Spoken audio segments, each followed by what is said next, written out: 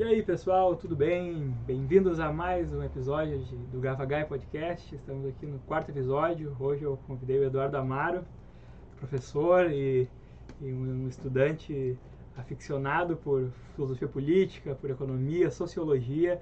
E nós vamos falar sobre propriedade privada, vamos saber um pouco quem é esse jovem senhor aqui. E é isso aí, sem mais delongas, apresente-se para nós aí. Obrigado, Tito. Meu nome é Luiz Eduardo da Silva Amaro, o pessoal me conhece por Eduardo Amaro.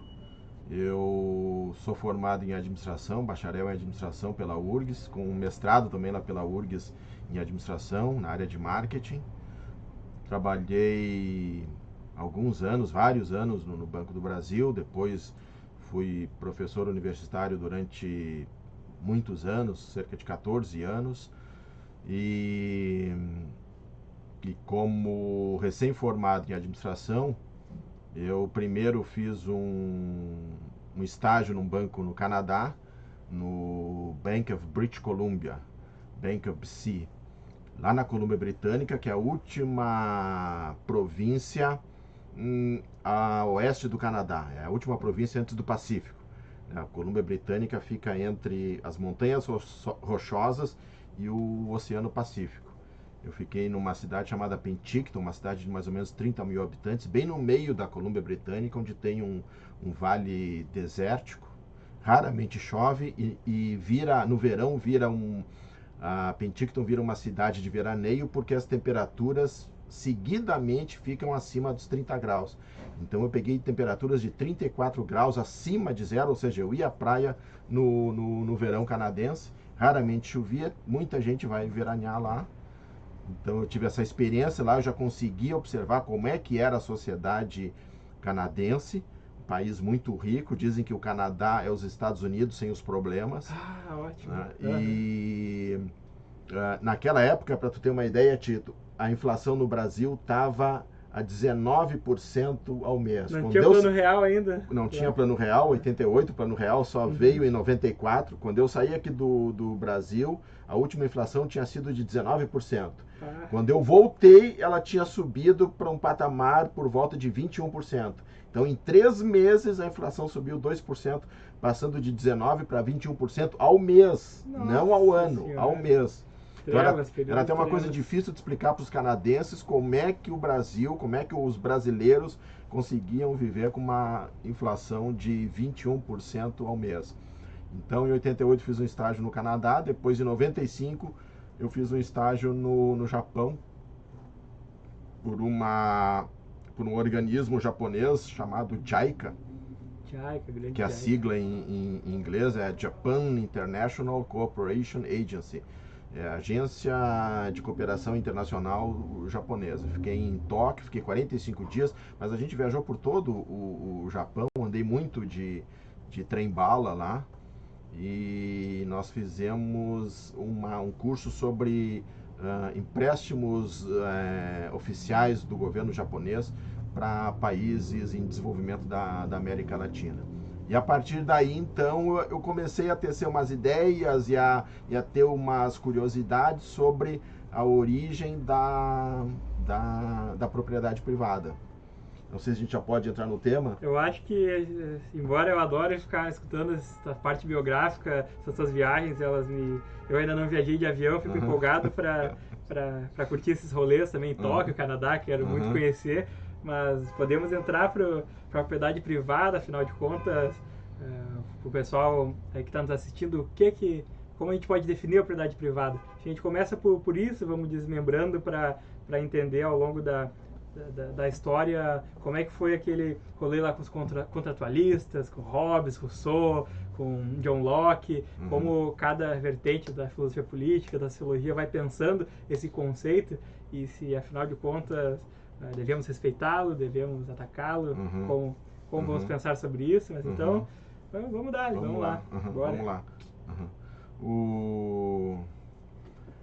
Lá no Canadá, uma coisa que me chamava a atenção era o seguinte, as camisas que eu usava no banco eram camisas feitas em Bangladesh. Mas o Canadá importando camisas de Bangladesh. Então as camisas eram de Bangladesh, o grampeador que eu usava era feito em algum outro país, também não me lembro qual país, mas tinha ali, até há pouco China, tempo sabia, era por ali, era um país lá do Sudeste Asiático. Pô, mas como é que qual é o futuro de um país que importa camisas de manga curta e grampeadores, né? Mas aí tu olhava no teu redor, o Canadá naquela maravilha, aquela riqueza, né? Um padrão muito alto de vida, né? Os canadenses eles estão assim, eles são... A cidade que eu estava, uma cidade de 30 mil habitantes, eu não conseguia saber quem era... Onde é que estavam os pobres na cidade, onde é que estavam os ricos. Então é como se fosse assim, tu tem 5% de pobre, que é praticamente uma opção que o cara faz, não trabalhar, viver meio que à margem da sociedade, assim, né? Meio que ser um outsider, né? E também tu deve ter uns 5% de ricos que também moravam em algum lugar, e até desconfiavam de eles moravam porque tinha uma região que era muito bonita, as casas eram mais bonitas do que as casas em geral, e não tinha uma calçada com calçamento, com tijoletas, né? com pedras, era tudo grama. Tudo então grama. Eu desconfiava que ali, aqui devem morar os ricos dessa cidade. E tinha um monte de condomínio fechado, que nem aqui no Brasil.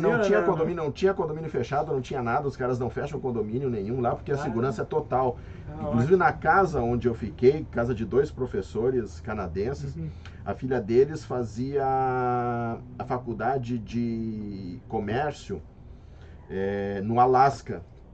No Alasca, ela estava lá no Alasca e eu fiquei, então, eu aluguei o quarto dela, eu pagava o aluguel para eles e eu fiquei 3 meses lá na casa com eles. E eles me aceitaram porque a filha deles, essa que estudava no Alasca, fazia faculdade no Alasca, tinha ficado pelo Rotary Club um ano aqui no Brasil. Um ano estudando fazendo um intercâmbio pelo Rotary Club em Campinas, em São Paulo. Aí quando souberam que estava indo um sujeito do Brasil, eles ofereceram um quarto.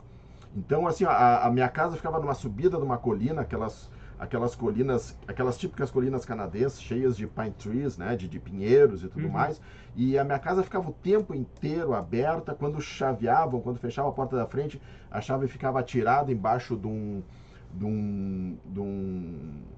tapete que tinha na entrada da casa, mas por exemplo, as garagens onde ficavam as motos que eles tinham 2 motos, tinham bicicleta, tinham carro, aquilo ali estava sempre aberto e ninguém tocava em nada. É um choque para muita gente que vai para lá e não quer voltar, Exatamente, porque é um respeito à propriedade que é dos outros e principalmente a certeza de que se tu invadir uma propriedade privada e tu pegar alguma coisa de alguém, tu certamente vais parar no fundo de uma cadeia. Então que não haja ladrão, não há ladrão no Canadá, não. Os caras não roubam, podem ficar tentados, mas sabe que se tocarem no que não é deles, certamente vão para a cadeia.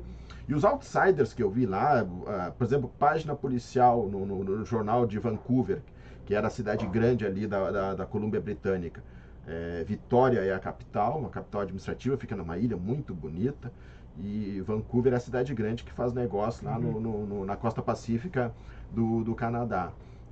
Eu lia todos os dias, quando eu chegava no banco, eu lia o jornal. Página policial era só pequenos crimes e pequenos furtos cometidos por usuários de droga e basicamente batida de carros, geralmente provocadas por algum motorista bêbado, exatamente, alcoolizado. Então, basicamente é isso aí. E então ali essa questão da propriedade privada começou a me chamar a atenção. E em 2010 eu resolvi fazer um novo vestibular na URGS para sociologia. E a minha ideia era estudar principalmente a sociologia do consumo. Eu já tinha visto como é que era o Canadá, já tinha visto como é que era o Japão, já sabia como é que era aqui, já tinha lido alguns livros sobre antropologia do consumo, sociologia do consumo, né, como é que o marketing via a questão do consumo. E aquilo ali começou a me chamar a atenção porque eu não sou um sujeito muito consumista, mas algumas peculiaridades do consumo começaram a me chamar a atenção. Então eu fiz um vestibular para sociologia em 2010, aí eu cursei metade do currículo da graduação de sociologia. Eram 44 cadeiras mais o TCC, eu cursei 22 cadeiras. Fui muito bem nas 22 cadeiras, eu tirei conceito A nas 22 cadeiras. Mas aí estava me cansando aquilo. Estava me cansando e eu, como já tinha um mestrado, eu disse assim, vou tentar a seleção para o mestrado em Sociologia. Aí fiz um projeto, fiz a seleção, passei, aí integralizei todos os cursos, todos os créditos do mestrado, também aprovei o projeto da dissertação, mas o projeto saiu muito para fora do que eu admitia estudar na academia, já seguindo aquilo que é uma coisa... que é uma coisa típica da academia. Tu entra com uma ideia, aquela tua ideia ela vai ser minimizada, né? Ela vai ser desbastada, assim, eles vão descer, vão levar lá para baixo e muitas vezes, se ninguém pesquisar aquilo, se nenhum professor pesquisar aquilo ali dentro do teu curso, dentro do teu programa de mestrado, talvez ninguém queira te orientar, e aí tu vai ter que obrigatoriamente mudar o tema da tua dissertação. Eu acabei mudando, eu iria fazer uma pesquisa com alunos de administração sobre literatura de autoajuda. Porque naquele momento ali, 2013...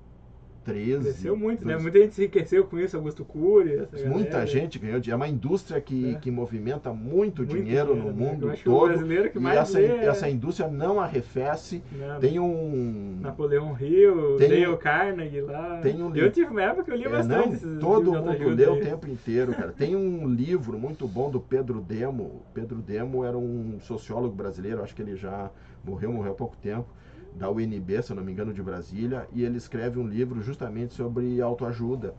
E ele, lá pelas tantas, ele diz o seguinte: é interessante que a autoajuda sempre vendeu, vende e deverá continuar vendendo. Ou seja, há alguma coisa na natureza humana que te leva a comprar livros de autoajuda. Eles né? têm aqueles, muitas vezes, títulos de clickbait, né? Que nem vídeo do YouTube. Os títulos lá, mude sua vida, 10 regras para ser feliz, como ser o super-homem.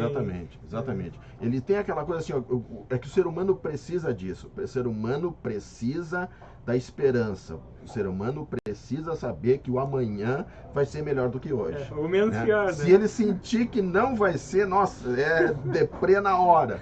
Então, por isso ele vai muito na autoajuda, porque a autoajuda alimenta essa necessidade que, para mim, é biológica, e o Pedro Demo levanta essa questão, embora as ciências humanas tenham horror de admitir que qualquer coisa seja biológica, né? Verdade, ela acha que tudo é social, tudo é cultural, né? Mas enfim, eu acho que é uma necessidade do humano para ficar mais tranquilo e digamos assim, ó, recarregar as energias para um amanhã que certamente vai ser melhor do que um hoje, né? Perfeito. Mas aí eu não consegui levar adiante. Isso aqui vai ser cansativo, já não estava estudando os autores que eu queria estudar. Eu mudei meus planos e acabei deixando inclusive o mestrado de Sociologia de lado. Mas eu saí da Sociologia com uma ideia que tinha me ocorrido e tinha me chamado muita atenção, eu tinha pensado várias vezes sobre ela, que era a seguinte: quando e por que surge a propriedade privada? Porque eu imaginava que então era tudo o seguinte: eu tinha muito campo, tinha pouca gente no mundo, tinha muito campo, tinha muito pasto, tinha muita árvore, muita água doce, e o pessoal largava ali as ovelhas, né, naqueles campos, né, aquela ideia lá da Grécia Antiga, né, o pastor numa colina com as suas ovelhas, aquelas terras comunais, né, tudo é de todos, então o pastor tem o seu pequeno rebanho, ele vai lá, ele toca uma lira enquanto as ovelhas pastam, né, tocam sininhos. Arcadismo lá. Arcadismo, né, quando a tarde está caindo, ele traz as ovelhas para casa, exatamente, a vida é uma maravilha, vamos curtir e tudo mais. Mas aí eu comecei a colocar essa questão para alguns colegas, eu não encontrava essa resposta, não encontrava resposta em nenhum livro, Sociologia, como é que surge a propriedade privada e tudo mais, eu sempre imaginando isso aí. Eu imaginava coisa assim, ó, uma casa, no fundo dessa casa o cara tinha algumas ovelhas, e lá no fundo desse terreno dele, atrás da casa dele, corria um riacho, então ele já imaginava aquele riacho lá como um obstáculo para as ovelhas não fugirem. À esquerda tinha uma cerca viva, ali tinha um mato, né, pelo qual as ovelhas não conseguiam passar. E aí o cara respondeu, quem sabe eu faço uma terceira barreira aqui na direita e eu deixo essas ovelhas confinadas aqui, tomando aquela água que está lá no riacho lá atrás, e vamos ver o que acontece. E ele talvez tenha feito isso com o seu rebanho, levado isso adiante, e a produtividade de lã e de carne e de leite das ovelhas ali talvez tenha quintuplicado, né? E aí todo mundo viu aquilo, gostou, começou a fazer mais coisas, pá, tá aí a origem da propriedade privada. Então eu coloquei algumas coisas assim, mas ninguém sabia, os alunos não sabiam, os professores também não. Abordavam outras questões aí. Abordavam outras questões. Trouxe aqui um livro, né, do Jacques Rousseau que fala sobre isso. Eu trouxe esse livro aqui porque a origem da desigualdade entre os homens, do Jean-Jacques Rousseau, filósofo, ele nasceu na Suíça, né? Todo mundo acha que ele é francês, mas ele nasceu na Suíça. Esse é um livro com o qual o Rousseau ganha um concurso literário, acadêmico literário, feito pela Academia de Ciências de Dijon. Dijon é uma cidade francesa, que colocava essa pergunta para quem quisesse tentar responder por escrito, né? Qual a origem da desigualdade entre os homens? O Rousseau se inscreve nesse concurso, escreve esse texto e ganha o concurso. Só que o Rousseau era o seguinte, o Rousseau já tinha escrito tinha escrito o Bom Selvagem, exatamente. O Rousseau achava que todo mundo era bom por natureza e todo mundo poderia viver irmanado sem que nada pertencesse a quem quer que seja, né? Então tudo seria de todos e aquilo seria uma maravilha. O que acaba desvirtuando o mundo é justamente a sociedade, a maneira como o homem veio convivendo desde que vivia nesse idílio aí. Então ele acredita que o progresso tenha desvirtuado o homem. E ele diz que o problema começa quando o primeiro homem resolve cercar uma área, aquilo que eu pensava sobre o camponês lá no fundo da sua casa. Um homem resolve cercar uma área e diz assim, pronto, isso aqui agora é meu. Diz que ali começam os problemas. Mas há pouco tempo, lendo um livro do Hans Hermann Hoppe, né, tem aquele A Democracia, o Deus que Falhou, que é dele também. Democracia, o Deus que Falhou. Ele tem vários livros. Esse é Uma Breve História do Homem. Esse livro merece ser lido por todo mundo. Ele foi orientado pelo Habermas, né? Pelo Jürgen Habermas. Ele comentou aqui no podcast, comentou antes de começar o podcast, tá? Eu aprendi com ele essa informação.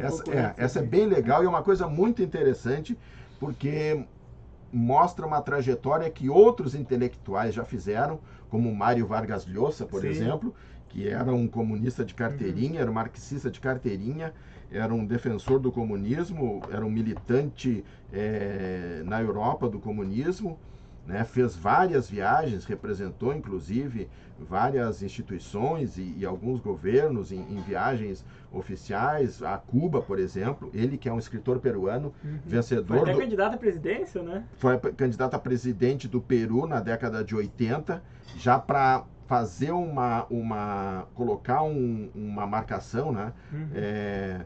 Marcar o território do liberalismo. Ele foi derrotado pelo Fujimori, pelo japonês Fujimori. Mas ele então mostrou quais eram as ideias dele. Ele é um peruano muito respeitado no Peru, porque ele é um vencedor do Prêmio Nobel de Literatura. O Mário Vargas Llosa ganhou o Nobel de Literatura. Ele tem um livro chamado O Chamado da Tribo. Fica a dica aí, hein, pessoal? O Chamado da Tribo. O Mário Vargas Llosa, ele apresenta cada um dos autores liberais que marcou a sua trajetória, essa transição da esquerda para a direita. E ele começa com Adam Smith, dá para conseguir o primeiro capítulo na Amazon. Na verdade, na Amazon, no site da Amazon, tu lê a introdução e o primeiro capítulo, que é sobre o Adam Smith.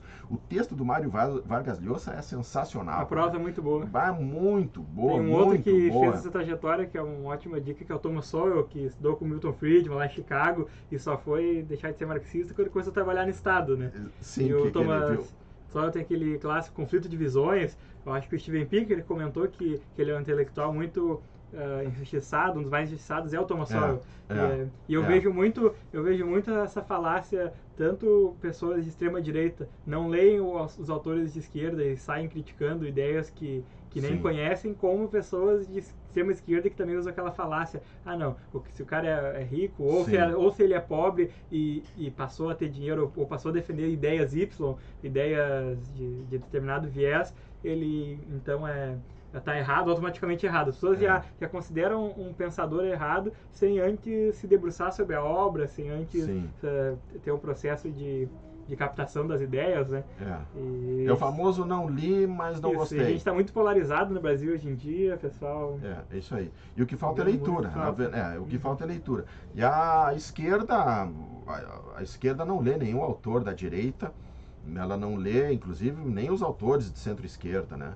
Ela prefere acreditar numa aula de 45 minutos de um professor de sociologia, ou mesmo do professor de português ou de história, ou acreditar num vídeo aí do YouTube de 1 hora e a partir dali forma suas ideias, né?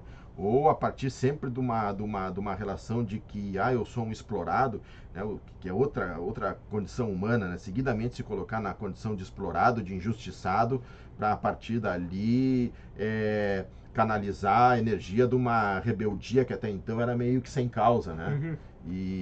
Mas enfim, isso aí daria um outro assunto bem interessante. Mas a questão da propriedade privada, voltando ao Hans Hermann Hoppe, ele tem um livro, esse livro, Uma Breve História do Tempo, então, pessoal, ele mostra como surge a propriedade privada. E a propriedade privada, ela começa a surgir principalmente logo depois do fim da última era do gelo. Na verdade, esse é um marco, né? É um divisor de águas. Quando termina a última era do gelo, há mais ou menos 13 mil anos atrás, uns colocam como 10 mil, outros colocam como 13 mil, né? O Hoppe parte daí, mas ele antes disso ele dá uma recuperada, ele vai até 50 mil anos atrás, quando ele acredita que tenha havido uma mutação genética no cérebro humano e o homem passou a desenvolver ferramentas muito mais eficazes, tanto para caçar quanto para pescar. Até então, antes de 50 mil anos atrás, o homem não conseguia caçar animais grandes, não conseguia pescar, então ele vivia de pequenos animais, uma lebre, né, um coelhinho, uma mulita, um preá, estava ali pela volta da casa dele e principalmente coletando frutos e raízes da natureza. A partir de 50 mil anos ele desenvolve as ferramentas, começa a caçar e principalmente começa a desenvolver a linguagem. Ele começa a construir frases mais complexas, a hipotetizar coisas, a verbalizar essas hipóteses, ou seja, eles começam a planejar melhor a caça e começam a planejar melhor a atuação deles, né? E o Hoppe acha, ele não só acha, como ele, digamos assim, ele sustenta teoricamente de onde é que ele tirou essa ideia, né? Então ele defende a ideia de que há 50 mil anos atrás houve uma mutação genética que tornou o homem mais inteligente, essa questão, tornou o homem mais inteligente. Tá? E aí então ele passa imediatamente para esse período pós-fim da Era do Gelo. Então quando ali na região que hoje está na hora de dormir. Na região que hoje é o Iraque, ali a Turquia, ali o homem que até então era um coletor-caçador começa a se estabelecer, começa a desenvolver a agricultura, né? Começa a ficar mais sedentário, né? Mais fixo na terra, porque ele tem que cuidar da plantação, mas também começa com isso a ter sobras de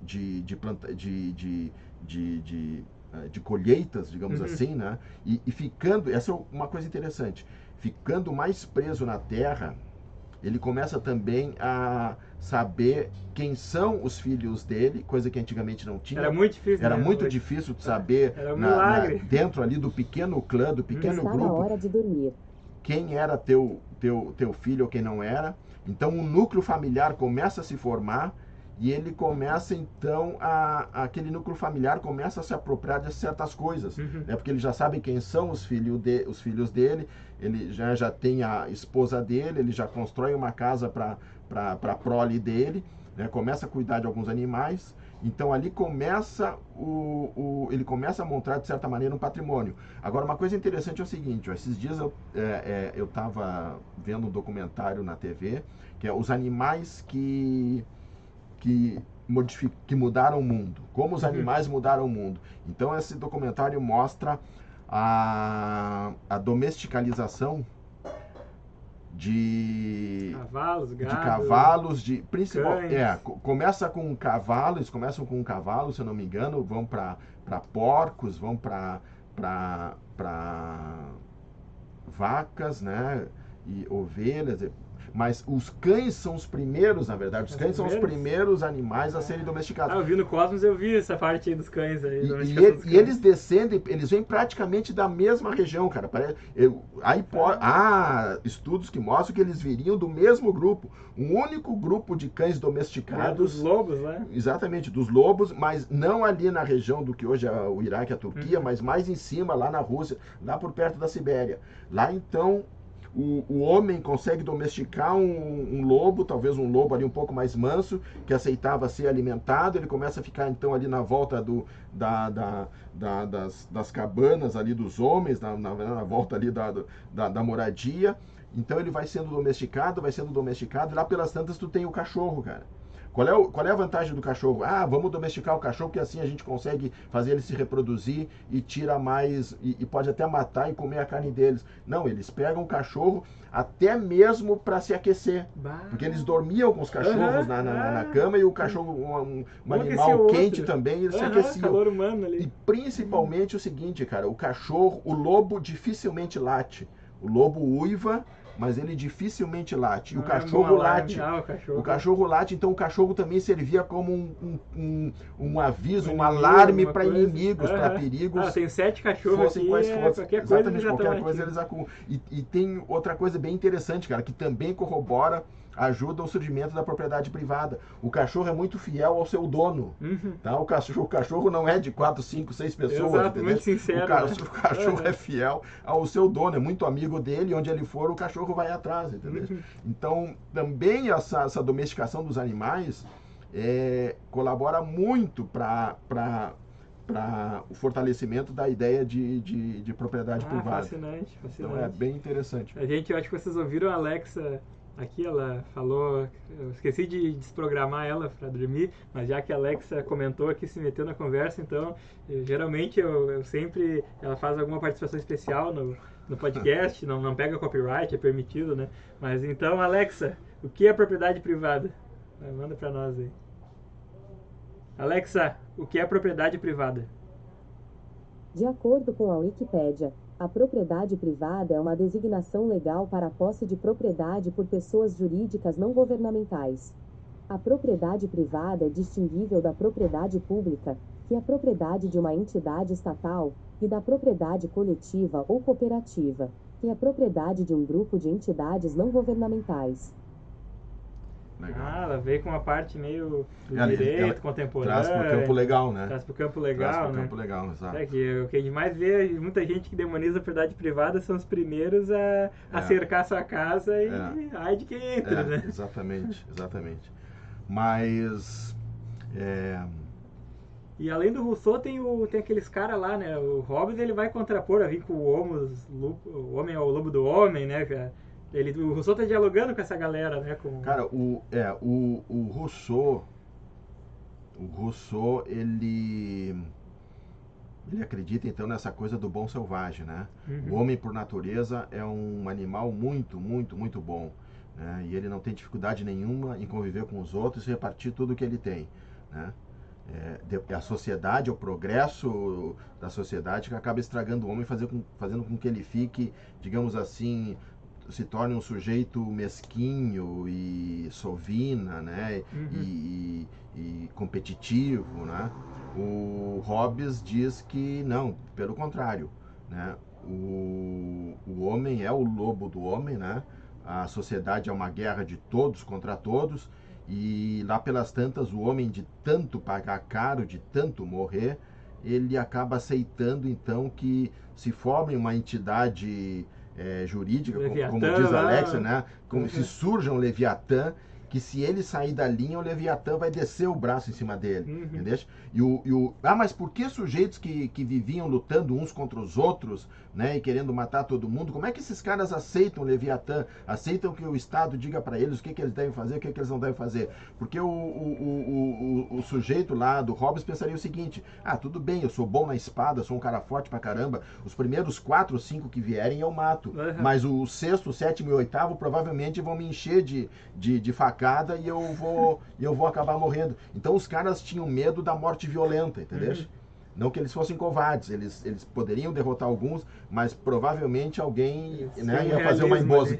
Né? Quanto mais eu matar a gente, né, nessa coisa alguém vai querer se vingar, alguém, né? vai fazer um embosca. Exatamente, vai se vingar e vai me matar. O mafioso lá mata aquelas histórias, mata o pai, mas já mata o bebê, mata a criança junto para não crescer e não se vingar depois. Não se vingar mais tarde, exatamente. Tem um livro que está sendo, que há um mês era o livro... Era o 2º livro na lista dos livros mais vendidos do The New York Times. Que é um livro que em inglês é The Dawn of Everything. Que é mais ou menos o seguinte, é a aurora de tudo. Né? A aurora de tudo. Se tu fosse traduzir Dawn, D-A-W-N, Dawn é mais ou menos isso aí, aurora, alvorada de tudo. Alvorada. E é o seguinte, é um livro que vai na linha do livro do Hope, Uma Breve História do Homem. E quais são as duas referências que os caras pegam para reescrever também praticamente eles fazem a mesma trajetória que o Hope faz. O livro do Hope é de 2015, esse livro deles agora é de 2020. É um arqueólogo e um antropólogo que se juntam e escrevem esse livro. Eles fazem a mesma trajetória que o Hope faz, só que trazendo achados científicos recentíssimos. Ótimo, ótimo, eu gosto desse... E eles pegam como referência, quem é que eles pegam como referência para fazer a discussão? De um lado Rousseau e de outro lado Hobbes. De outro lado Hobbes, eles dizem assim, o ser humano não é nem o bom selvagem do Rousseau, e nem totalmente mal. Nem o lobo do homem, muito fatalistas, né? Esses conceitos deles, muito deterministas ali. Então eles fazem toda essa discussão, mostrando que não dá para tu te pautar nem por um, nem pelo outro. E que a sociedade nunca foi assim, primeiro os coletores, caçadores, aí depois então o pessoal que só plantava um pasto para alimentar os animais, aí depois mais adiante um pessoal que já começou com um trigo, né? Plantar um trigo, plantar uma cevada, que é o que o pessoal planta lá no Oriente Médio, ali no Crescente Fértil, que eles chamam, né, ali na Turquia, no Iraque. E então esse pessoal vem apresentando essas questões que o Hope lida muito bem, cara. Grande Hermann Hoppe. Essa coisa de linha histórica, às vezes a pessoa meio ingênua pensa que é que nem a atualização do Windows, né? Não, Revolução Francesa lá, rolou a Revolução Francesa, mudou o mundo inteiro do nada, no momento, instantaneamente, mas é todo um processo longo, né, gradual, que vai ocorrendo, com vários outros fatos que, no meio do caminho, que muitas vezes a gente não tem tempo de abordar no ensino médio, fundamental, até mesmo às vezes na graduação, né, que a gente tem que especializar, focar em algum tema, para algum problema, para esmiuçar tudo aquilo. Cara, casualmente eu tenho 2 fatos que são muito marcantes na história e que eu assisti a documentários sobre eles e que mostram também, a gente acha que aquilo foi da noite pro dia. Um é o surgimento da imprensa pelo Gutenberg, lá na metade do século XIV, século XV, 1450, mais ou menos por ali. A gente acha que o Gutenberg veio lá num final de semana, ele inventou a prensa, aí já começou a imprimir bíblias e outros livros, e 2 semanas depois ele já estava famoso, e 1 mês depois ele estava rico, e o Gutenberg virou um ídolo lá, um semideus. Não, aquilo leva anos para acontecer. O Gutenberg precisa de investidores que apostem na ideia dele, ele precisa desenvolver tinta, ele precisa desenvolver os tipos, né, as letrinhas, ele precisa desenvolver as formas, o papel e tudo mais. E lá pelas tantas, os caras, evidentemente, levando tanto tempo, mas os caras vendo que aquela coisa tinha futuro, já começam a fazer concorrência para ele, antes dele enriquecer. No final, os caras começam a se especializar. No final, ele vira basicamente assim, o dono de uma gráfica que fazia impressos baratos para muita gente. E tinha patente, nem tinha patente nessa época ainda, né? eu não me lembro se tinha patente. Eu acho que tinha patente, sim. Eu acho que tinha. Mas os caras é o seguinte, os caras faziam pequenas modificações no que seria a patente dele e já começariam a atuar por... Então, assim, ó, ele achou que poderia imprimir para o mundo inteiro, mas teria que ser uma coisa barata e básica. Alguns começaram a se especializar e a imprimir coisas muito mais rebuscadas para um mercado menor, mas com maior poder aquisitivo. Então, essa coisa da invenção da imprensa é uma coisa assim que a gente acha que foi da noite para o dia, mas aquilo leva anos. E é uma disputa tremenda com o Gutenberg correndo para tudo que é lado para tentar amarrar as várias pontes. E outra coisa é o do Martinho Lutero.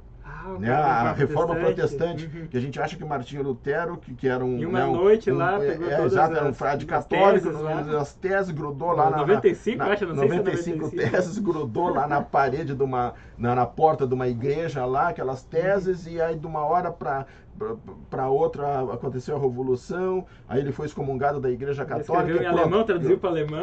Exatamente. Aquilo leva anos também, leva anos. Aquilo leva pelo menos uns 2, 3 anos, a Igreja dando-lhe chance e chamando ele, movendo aquele processo, aquele vai e vem, vai e vem, vai e vem, até que a Igreja finalmente, então, excomunga ele e só então a reforma protestante toma impulso. Mas é bem interessante. Mas, chegando no Lutero, aí a gente pode trazer um pouco para o debate, acho que é o Weber, né? Que vai pensar a questão da relação do capitalismo com o protestantismo. Sim. Ele. Eu às vezes confundo um pouco o Weber e o Durkheim, às vezes eu confundo um pouco. O Weber com o livro... Ele vai abordar a propriedade privada também. Vai. O Weber, na verdade, cara, o nome do livro é A Ética Protestante e o Espírito do Capitalismo. A Ética Protestante e o Espírito do Capitalismo. O Weber, cara, ele escreve esse livro ali bem no início do século XX, acho que 1905. Ele é um cara de uns 30 anos e ele era um cara muito, muito inteligente, muito, muito estudioso. E ele escreve um livro sobre os protestantes, que ele chama de protestantes puritanos dos Estados Unidos, cara. Ele faz, de certa maneira, uma recapitulação do desenvolvimento do protestantismo nos Estados Unidos, cara. Então ele pega todos esses grupos, ele pega os batistas, ele pega os metodistas, calvinistas, os calvinistas, que era um braço mais europeu, mas que se desenvolve muito nos Estados Unidos também, os menonitas, ele vai pegando aquele pessoal todos ali, os presbiterianos. Então são aqueles grupos protestantes, que ele chama de puritanos, que começaram a se formar lá no século XVII, ali por volta de 1620, chega o Mayflower nos Estados Unidos, né? Mayflower, 1620, 1621, eles colhem a primeira safra que eles plantam, e aí eles, numa quinta-feira, exatamente, se reúnem para o Dia de Ação de Graças, né? Não sei se a quinta-feira já foi estabelecida ali, mas enfim, o Dia de Ação de Graças, que hoje é o segundo feriado mais importante dos Estados Unidos, né? Mas os protestantes têm isso, cara, os protestantes têm uma defesa muito grande da propriedade privada, não por questões antropológicas, como mostra o Hope, mas por questões eminentemente religiosas. Por quê? Porque o Martinho Lutero, quando ele vem com a reforma protestante, a tese dele, que depois é defendida principalmente pelos calvinistas, é o seguinte, ó, o Deus construiu o mundo e te colocou no mundo para tu ajudar a terminar a obra que ele começou, tá? E tu vais mostrar que tu és um cara escolhido por Deus para no futuro, depois que tu morreres, tu ir para o céu, se tu fores um sujeito bem-sucedido em ajudar a Deus a terminar a obra que ele construiu e te entregou. Ou seja, se eu der certo no trabalho, porque eu provavelmente, eles nunca têm certeza disso, provavelmente eu sou um cara escolhido por Deus para ir para o céu depois, né? E então o sucesso no trabalho mostra que tu és um cara provavelmente escolhido por Deus. Daí vem essa questão também, que é muito crítica nos Estados Unidos, que é essa separação muito forte entre o winner, o vencedor, e o loser. Né? Então, se tu só vai entender por que, que as pessoas fazem o que fazem, por que, que os adolescentes lá pelas tantas se enlouquecem e entram num colégio matando os coleguinhas, ou como é que um sujeito lá pelas tantas enlouquece e entra no escritório onde ele trabalha, na empresa onde ele trabalha, matando, dando tiro no patrão, no chefe, sei lá o quê. Só vai entender isso aí se tu entender essa diferença abissal que existe na sociedade americana entre o winner e o loser. A pior coisa que tem para o americano é tu chamar o cara de loser.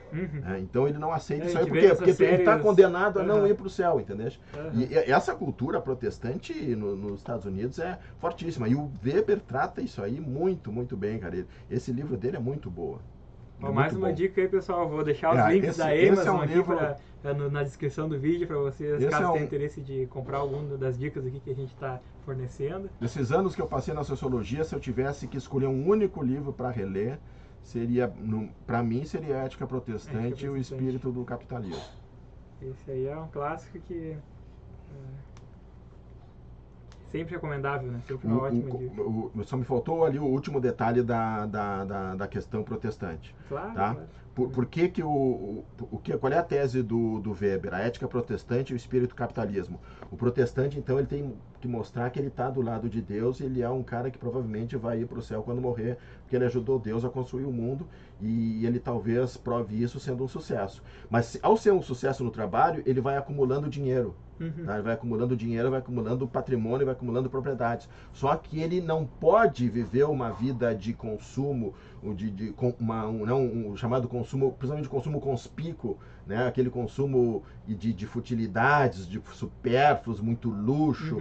Né? Ele tem que ter um consumo muito, muito frugal. Né? Porque também é uma vida de sacrifício, né? Porque Deus está vendo tudo isso. Mas só que ele está com muito dinheiro, cara. Ele está com muito dinheiro, mas leva uma vida muito frugal de sacrifício, né? Consumindo só o necessário, rezando muito e tudo mais. Então, onde é que ele deixa o dinheiro dele? No banco. O que faz o banco? Pega aquele dinheiro e financia quem? Os capitalistas, entendeu? Então, qual é a tese do Weber? Os protestantes puritanos americanos, sem querer, deram um tremendo impulso para o capitalismo, porque o dinheiro deles foi emprestado pelos bancos para os investidores. Né? Então daí vem toda essa roda da economia americana. Depois tem outro autor que depois mostra como é que os americanos saem então de uma vida puritana frugal por uma vida baseada principalmente no consumo. Né? Hoje 70% do PIB, do crescimento da economia americana é atribuída ao consumo das famílias. E aí me veio umas dúvidas ao longo da conversa de tantos pensadores que a gente abordou, a gente entrar um pouco no que o marxismo pensa na propriedade privada e o que a gente falou do Hoppe, né, que é um anarquista, anarcocapitalista, mas tem os anarquistas clássicos lá, o Bakunin, os socialistas utópicos, o Proudhon, essa galera, e eles também criticam a propriedade privada de uma forma diferente do Rousseau, né? Eu não sei muito por qual caminho qual é o detalhamento ali da crítica deles à propriedade privada, mas o Rousseau, até o surgimento do Marx, ali pela metade do século XIX, né? O Manifesto do Partido Comunista, acho que é um pouco antes de 1850. O Marx era um guri de 23 anos quando escreveu o Manifesto do Partido Comunista. Mas até então, a referência para a esquerda era o Rousseau. A referência ideológica, né, era filosófico, ideológica, era o Rousseau, sem dúvida nenhuma. Mas o que diz o Marx? O Marx diz o seguinte: o capitalista é o seguinte, ele compra umas madeiras, aí ele compra um serrote, um martelo, uns pregos, e aí ele contrata um sujeito para trabalhar para ele. Aí ele diz para aquele sujeito: vem cá, me transforma essa madeira aqui numa cadeira. Usa esses pregos, esse martelo, esse serrote, essa cola e me transforma numa cadeira. Aí o cara faz aquilo ali, o capitalista teria gasto R$5 em matéria-prima e teria gasto mais R$5 pagando o salário daquele trabalhador.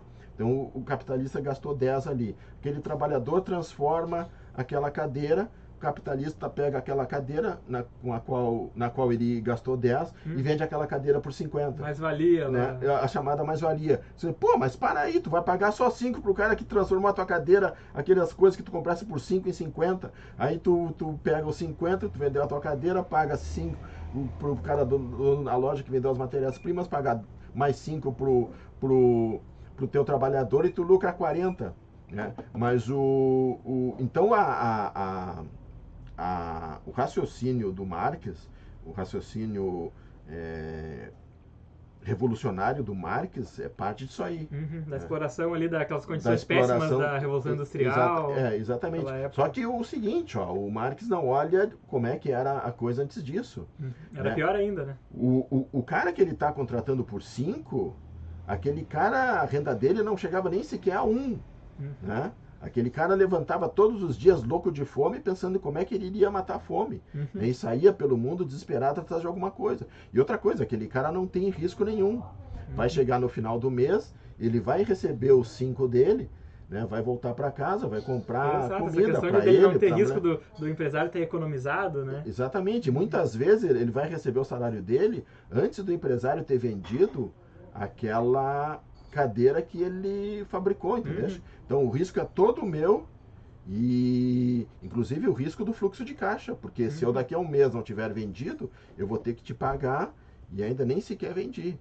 Tá? E outra coisa, nada impede que aquele trabalhador lá pelas tantas, não, eu próprio vou fabricar cadeiras então, agora que eu aprendi, eu próprio vou fabricar as minhas e vou vender. Tu tá vendendo a tua por 50, eu vou vender a minha por 45, então eu vou te tirar mercado, eu é que vou me dar bem, entendeu? Então tem essa questão aí da liberdade que naquela época ali era plenamente possível, entendeu? Então aí começa essa grande discussão entre, de um lado, os comunistas, né?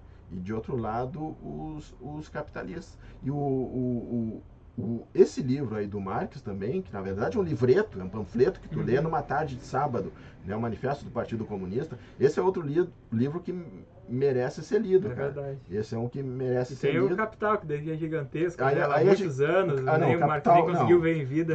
O Capital você tem que te preparar muito para ler, até porque tem até um roteiro para tu ler o Capital.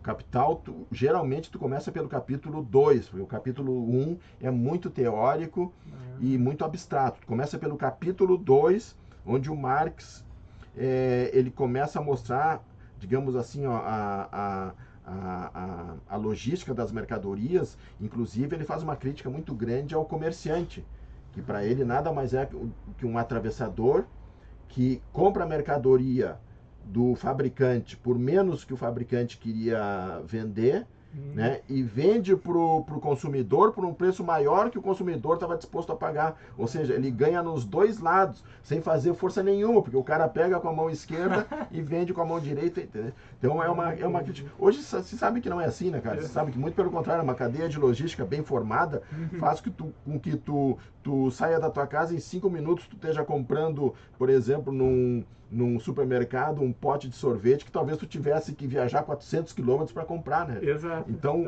uma cadeia de distribuição bem montada barateia os produtos em vez de encarecer. Mas, então, tem um roteiro para tu ler o Capital, né? São 2 volumes, é grosso pra caramba. Mas o Manifesto do Partido Comunista vale a pena ler, né? É mais curtinho, mais tranquilo daí, né? Um livro mais... Quem lê tem várias passagens que o pessoal vai identificar, claro, né? Aquela coisa do... Como é que é? Trabalhadores do mundo univos, né? Termina assim. Exato, trabalhador do mundo univos, né? Como é que é... Vocês não têm nada a perder, a não ser seus grilhões. Né? Essa parte é... Sim, pô, aí o cara lê quanto adolescente não virou marxista ao ler aquilo ali? Pô, mas tá aqui, ó. É loucura, né? Verdade. Legal. Quem nunca? Mas eu acho que já estamos aqui, ó, 48 minutos gravando. Acho que a gente vai se caminhando para as considerações finais, para mais uma pequena resumão aqui do que a gente abordou e uma finalização. Mas então a gente fez uma viagem aqui resumida desde lá dos períodos pré-históricos, né, da época do... No fim da última era do gelo, né? Fim da era do gelo. Falamos, demos uma palhinha sobre Eu tô quase indo de novo. Tem uma palhinha sobre Rousseau, sobre Hope. Nós fomos indo e vindo ao longo tempo, da linha do tempo, exatamente. Exato, a gente não seguiu cronologicamente, né? A gente foi dando pinceladas ali, né? Exatamente, mas enfim, todos esses autores aí, de alguma maneira, valem a pena ser lidos ou ser estudados, né? Exato. E discutidos e debatidos, até para sair desse senso comum que anda por aí predominando, né? A partir de resumos do resumo, ou a partir de vídeos muito superficiais ou tendenciosos, né? Ideologicamente tendenciosos. Debates empobrecidos, muito enviesados. Exatamente. O pessoal está mais querendo se matar do que querer investigar, né, realmente. Exatamente. Enquanto isso nas hard sciences, física, matemática, química, engenharia, os caras estão lá produzindo, progredindo, e aí lá nas humanas, muitas vezes parece que não... Infelizmente, nas ciências humanas, tu acaba tendo um comportamento que era o que a gente via ali na URGS, né? Um comportamento meio pós-moderno, lá ninguém discute nada, lá tu não sabe o posicionamento dos professores, né? Os caras não são transparentes, são meio opacos, né? Eles parece que são de centro-esquerda, mas aí tu vai ver, os caras, por outro lado, gostam muito de consumir. É uma coisa interessante, eles consomem assim, eles gostam muito de viagens, gostam muito de restaurantes, gostam muito de bons vinhos, gastam muito dinheiro com livros, né? Porque o consumo aquele de bens materiais é uma coisa mais capitalista, né? Mais do sujeito que não tem consciência das coisas, então eles são uma coisa mais zen, né? Um troço mais... E a cada dia que passa, aquela falácia de que o trabalhador tudo produz, a tudo lhe pertence, já não funciona mais, porque é automatizado, máquina, cada vez mais trabalho... Exatamente. Autônomo, embora eles vão dizer que, não, mas é que é o seguinte, ao colocar uma máquina, tu só aumenta a mais-valia do trabalhador, entende? Porque agora ele opera a máquina, e aquela máquina que produzia 10, agora vai produzir 100, e o lucro do capitalista vai ser maior, entendeu? E o Popper vai dizer, né, que os caras, é infalciável, né? Porque os caras não conseguem, conseguem sempre remanejar a teoria para se adequar Sim, não, eles não perdem nunca, né, cara? Eles não perdem a viagem nunca, né, cara? E outra coisa também, que isso aí me chamou a atenção ao longo de toda a minha vida, que é uma coisa interessante, quando tu vê um cara de esquerda mesmo, um cara ideologicamente de esquerda, com todo respeito, 90% deles tem horror de trabalhar, cara. 90% deles, eu conheci vários assim, os caras, eles sempre acham que eles estão um pouco à frente de ti, eles são sempre um passo na tua frente, eles sempre sabem coisas que tu não sabes e que tu és muito ingênuo para saber, então eles sempre se acham mais espertos do que tu, e isso dá o direito deles não trabalharem e eles só militarem politicamente ou ideologicamente, porque afinal de contas eles estão te defendendo. Eu conheci gente que nunca chegou perto de uma máquina ali. Nunca chegou. O presidente da Uni lá é 10 anos, não sei, muitos anos já na graduação, nunca se forma e fica... Claro, tu poderia pegar o exemplo do Marx, né, que é um sujeito que praticamente nunca trabalhou, só ali pelos 20 anos, ele trabalhou no jornal ali, mas quando ele viu que, aqui não tá, estão me sacaneando, aqui estão me explorando, ele largou aquilo ali, foi embora, né, ele sai da Alemanha, praticamente meio que corrido da Alemanha, porque... eu acho que ele vai, se eu não me engano, para a França e depois ele passa pela Bélgica, alguma coisa assim. Mas, enfim, ele foi um cara que nunca trabalhou, né? Ele deu a sorte de ter o Engels ali. O pai do Engels tinha muito dinheiro, né? O Engels também vivia de renda e o Engels pagava a conta as contas do Marx, né? Do Marx, da esposa e da família. Mas, enfim, deixando de lado isso aí que os caras geralmente trazem a baila, o Marx era um baita vagabundo, nunca trabalhou na vida. Não, observem o pessoal que ideologicamente está à esquerda, ao redor de vocês. Observem quantos deles, de fato, não querem trabalhar. Eles querem representar, em tese, os trabalhadores, para que, a partir disso, consigam modificar o sistema e caiam lá, então, naquele mundo idílico imaginado pelo Rousseau, né? É como o Coutinho comenta, né? O reacionário, ele imagina um ponto utópico no passado, que a gente tem que regredir aquilo no presente, e o revolucionário, ele imagina um ponto perfeito no futuro, que a gente tem que fazer não importa o que, para chegar lá, né? É isso aí. No livro As Ideias Conservadoras, que é outro livro que vale a pena ser lido. É um livro pequeno, é um livro que tem PDF, eu acho que tem aí pela internet, As Ideias Conservadoras, onde o João Pereira Coutinho, um cientista político português, colunista da Folha, é um contemporâneo nosso, um sujeito relativamente novo até, escreve na Folha. Ele tem um livro As Ideias Conservadoras, onde ele caracteriza ali o reacionário. Porque o pessoal acha que na direita é o seguinte, são os conservadores e os liberais. Não, a direita são os liberais, os conservadores e os reacionários. Né? Os reacionários são os extremistas de direita, né, que sentem saudade de um passado que jamais existiu. Passam pano para ditadura. Exatamente. Então são os reacionários versus os revolucionários. Os revolucionários são os extremistas de esquerda, né, que acreditam num futuro que não há a mínima condição de acontecer. Então é um acreditando no passado que nunca existiu e os outros acreditando no futuro que certamente não existirá. Então o João Pereira Coutinho faz esse bate-bola nesse livro As Ideias Conservadoras, vale a pena ser lido. Mas é isso aí, pessoal, mais uma ótima dica então aqui do nosso amigo. Eu acho que agora vamos encerrar aqui. Muito obrigado, espero que vocês gostem do programa, comentem aí, vamos participar do debate, das ideias, trocar ideias, sempre com educação, é claro, sem treta, sempre de uma maneira mais lúcida. Mas é isso aí, pessoal. Muito obrigado pela participação aqui do Eduardo. Fica a dica aí, se inscrevam aí, nos sigam. Até a próxima, então. Isso aí, pessoal. Boa noite. Valeu, abração.